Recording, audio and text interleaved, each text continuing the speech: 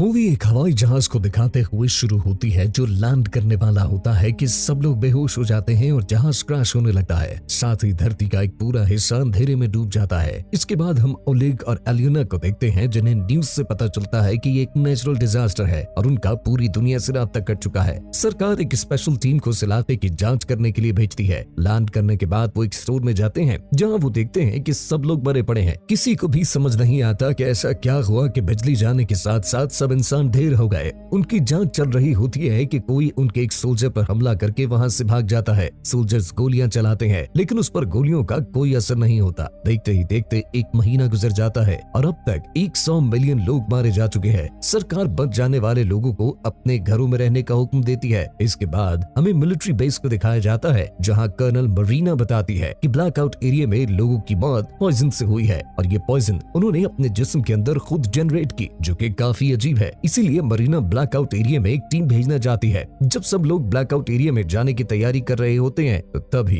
एक अलार्म बजने लगता है क्योंकि उनकी तरफ इंसानों से भी बड़े क्रिएचर्स आ रहे थे। सब सोल्जर्स अपनी पोजीशन ले लेते हैं और मेजर लाइट्स ऑफ करा देता है। तभी उन पर अजीबोगरीब जानवर हमला कर देते हैं। सोल्जर्स भी उन पर अंधाधुंध फायरिंग करने लगते हैं पर सीन शिफ्ट होकर सुबह का दिखाया जाता है और अब हमें पता चलता है कि वो अजीबोगरीब जानवर कोई और नहीं बल्कि जंगली बेयर्स थे। लेकिन कोई भी ये समझ नहीं पाता कि उन बेयर्स ने उन पर हमला क्यों किया। दूसरी तरफ हम साशा नाम के एक जवान को देखते हैं जो कि घायल है और उससे विजन्स आने लगते हैं। लेकिन तभी उसकी आंख खुल जाती है और वो एक शख्स को अपने पास बैठा देखता है जो अपना नाम जीनिया बताता है। जीनिया साशा को बताता है कि पहली वेव में इलेक्ट्रॉनिक डिवाइसेस खराब हुए, दूसरी वेव में इंसान और जानवर मारे गए, लेकिन तीसरी वेव में जो लोग बच चुके हैं अब वो हथियार बन चुके हैं और वो लोग आप लोगों पर हमला करने के लिए आएंगे। इन सब के पीछे एक ही आदमी है जो इन सभी लोगों का माइंड कंट्रोल कर रहा है जिसका नाम एडिक्स है और तुम अपने विजन से देख सकते हो कि एडिक्स कहाँ पर है। साशा सोल्जर्स को बुला लेता है लेकिन सोल्जर्स देखते हैं कि यहाँ पर कोई आदमी नहीं है। इसके बाद सोल्जर्स अगले मिशन के लिए निकल पड़ते हैं। दिन के समय में ये लोग ब्लैकआउट एरिया तक पहुँच जाते हैं और देखते हैं कि टैंक जो उन्होंने भेजे थे वो सब खत्म हो चुके हैं। मेजर एक कार पर चढ़ता है और देखता है इस शहर की सारी बिल्डिंग एक ही कतार में टूटी हुई है। न्यूज पर जब ये खबरें दिखाई जाती हैं तो जिंदा बच जाने वाले लोग भड़क जाते हैं और दंगे फसाद करने लगते हैं। इसके बाद मिलिट्री वाले 7 टीम्स को ब्लैकआउट एरिया में अलग अलग जगहों पर भेजते हैं। एक टीम में योरा और ओलेगा होते हैं, वहीं दूसरी टीम में ओलेग और एलियाना होते हैं। लेकिन ओलेग की टीम का एक जवान घायल हो जाता है, इसीलिए टीम एक जगह पर रुककर आराम करने का फैसला करती है। दूसरी तरफ योरा की टीम ब्रेकफास्ट कर रही होती है कि वो नोटिस करते हैं कि एक स्टोर का दरवाजा खुला हुआ है जबकि उनके आने पर यह दरवाजा बंद था।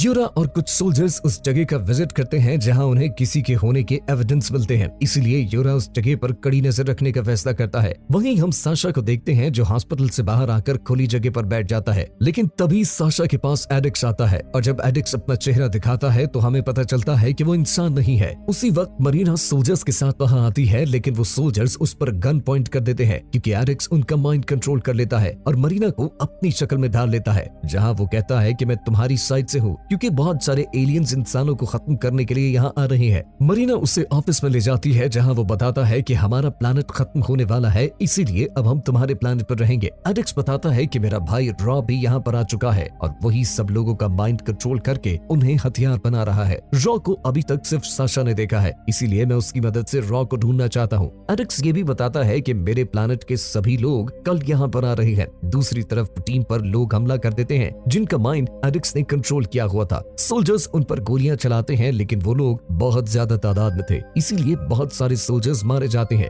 ये देखकर ओलेगा हेल्प लेने के लिए फ्लाई गन चलाती है लेकिन हम देखते हैं कि बाकी टीम्स ने भी हेल्प के लिए फ्लायर का यूज किया है। बचे हुए लोग एक बिल्डिंग की छत पर पहुंच जाते हैं ताकि वो उन पॉपेट से बच सके। वहीं एडिक्स साशा के पास जाता है और उसके चेहरे पर हाथ रखता है। तब साशा एक बिल्डिंग का स्केच बनाने लगता है जिससे एडिक्स को पता चल जाता है कि रॉ इसी बिल्डिंग पर है, इसलिए एडिक्स उस बिल्डिंग पर जाने का फैसला करता है। दूसरी तरफ योरा की टीम बिल्डिंग से नीचे उतरने का फैसला करती है ताकि वो यहाँ से निकल सके। नीचे उतरते ही कुछ सिविलियंस उन पर हमला कर देते हैं। बाकी सब सोल्जर्स मारे जाते हैं लेकिन योरा उनके साथ लड़ता है। इसके बाद वो दोनों भाग कर एक गैराज में जाते हैं और एक कार लेकर वहाँ से निकल जाते हैं। वहीं मरीना की टीम रॉ को ढूंढने के लिए वहाँ से निकल पड़ती है। रास्ते में मरीना को पता चलता है कि साशा मिसिंग है, इसीलिए वो टैंक रुकवा देती है और उसी वक्त मिसाइल बेस पर अटैक करते हैं और वो पूरी जगह तबाह हो जाती है। तब एडिक्स बताता है कि इस वक्त अगर साशा हमारे साथ होता तो ये मिसाइलें हम पर होती क्योंकि रॉ ने साशा की दीवार हमें देख लिया था। योरा भी ओलेग की टीम तक पहुंच जाता है और ओलेग बताता है कि हमारी टीम के बहुत सारे सोल्जर्स मर चुके हैं। तब तक मेजर की टीम भी वहां पहुंच जाती है और सब रॉ को मारने के लिए वहां से निकल पड़ते हैं, लेकिन रास्ते में माइंड कंट्रोल किए हुए लोग उन पर हमला कर देते हैं। इसलिए मेजर अपने टैंक से उन लोगों को कुचलते हुए आखिरकार रॉ की बिल्डिंग तक पहुंच जाते हैं। एडेक्स और यूरा बिल्डिंग की टॉप पर जाने लगते हैं और बाकी सोल्जर्स बाहर रहकर पपेट को अंदर आने से रोकते हैं। किसी तरह एडेक्स रॉ तक पहुंच जाता है। यूरा रॉ पर हमला करता है लेकिन वो उसे दूर फेंक देता है। तब यहाँ पर रॉ और एडेक्स की आपस में लड़ाई होती है, लेकिन आखिरकार एडेक्स रॉ के पेट से इलेक्ट्रिसिटी सप्लाई देने वाला डिवाइस निकाल देता है और यूरा उसके पेट में ग्रेनेड लगाकर उसे मार देता है। रॉ के मरते ही उसके कंट्रोल में सब लोग मर जाते हैं। तब एडेक्स कहता है कि अब से आप लोगों का भगवान मैं हूँ। ये सुनकर जेनिया को गुस्सा आता है और वो रॉ पर हमला कर देता है, लेकिन असल में उसने मरीना को चाकू मार दिया था। ओलेग भी एडेक्स को मारने के लिए बढ़ता है, लेकिन यूरा उसे रोक लेता है कि हमें इसकी जरूरत है। इस तरह से ओलेग और यूरा आपस में लड़ने लगते हैं। जेनिया भी एडेक्स को मारने के लिए जाता है, लेकिन वो उसका गला घोट देता है। इसी दौरान ओलेग एडेक्स पर गोली चलाता है, लेकिन वो उसके पिता का रूप ले लेता है। अचानक जेनिया ओलेग के डैड को अपने साथ बिल्डिंग से नीचे गिरा देता है, जिससे हमें पता चलता है जेनिया ने एडेक्स को मार दिया। अब यहाँ पर सिर्फ 4 लोग बचे हैं और जब ये आसमान की तरफ देखते हैं तो एलियंस का बहुत बड़ा शिप धरती पर आ पहुंचा है। इस शिप का दरवाजा खुलता है और अंदर से कोई भी एलियन बाहर नहीं आता, इसलिए वो चारों अंदर जाने लगते हैं। अंदर जाने के बाद वो बिलियन ऑफ एलियंस को चैम्बर में सोता हुआ देखते हैं और उन पर एक टाइमर लगा हुआ है, जिसका टाइम पूरा होते ही वो एलियंस जाग जाएंगे। यहाँ पर बहुत सारे पाइप हैं जो एलियंस के लिए ऑक्सीजन का काम कर रहे हैं। तभी ये तीनों उन पाइप्स को काटने लगते हैं, जिसके नतीजे में वो एलियंस मरना शुरू हो जाते हैं। लेकिन एलियाना जब आखिरी पाइप काटने वाली होती है तो वो देखती है कि लास्ट चैम्बर में एलियंस के बच्चे हैं। तभी वो बच्चे भी बाहर आने लगते हैं, जिन्हें देखकर ओलेग अपनी गन फेंक देता है, क्योंकि वो उन एलियंस के बच्चों को नुकसान नहीं पहुंचाना चाहता। और यहीं पर ये मूवी खत्म हो जाती है।